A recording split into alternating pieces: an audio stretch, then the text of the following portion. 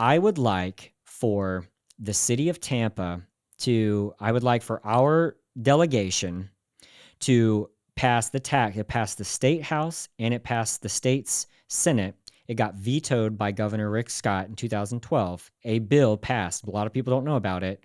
That would have allowed them to tax themselves and forfeit the property tax. They could have put in the city tax. They could have put in a sales tax, which is what? More subsidized by people that travel into an area.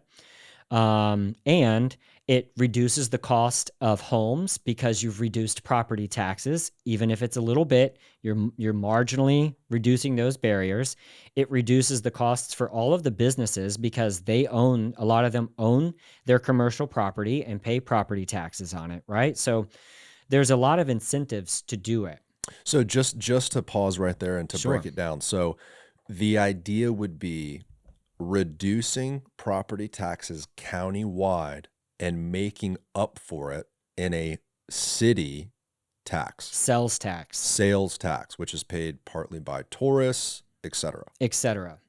And why I think that's important is right now, not to get too deep in the math, but a half-cent sales tax countywide in Hillsborough County is currently generating $200 million a year in revenue, a half-cent sales tax.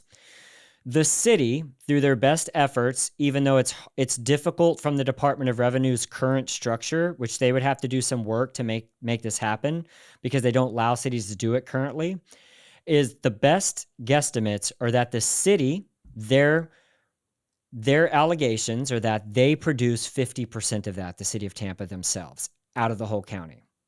Well, if that's true, we would do a couple of things. And this is a kind of a let's put our money where our mouth is type of situation. You can see right now that the transit system only is going to get $72 million a year of operating ad valorem tax revenue for this year.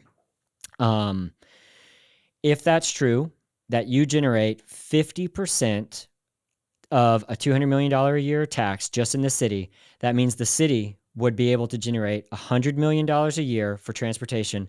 I just found you $30 million more a year for your transportation. But here's the other big thing.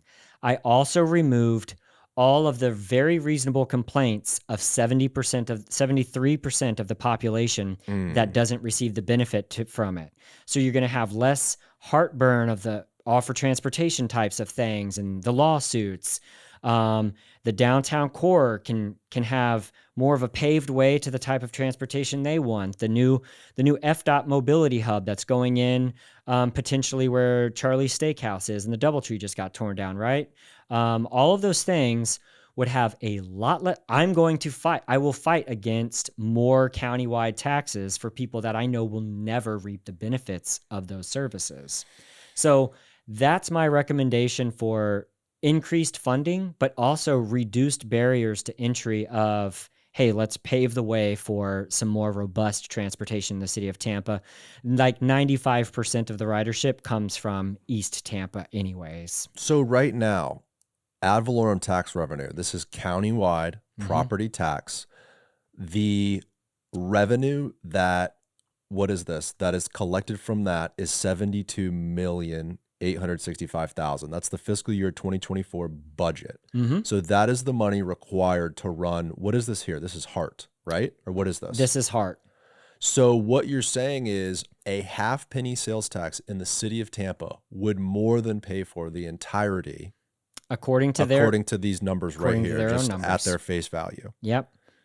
And you could do that by reducing countywide sales tax, including people that live in the city of Tampa's sales tax.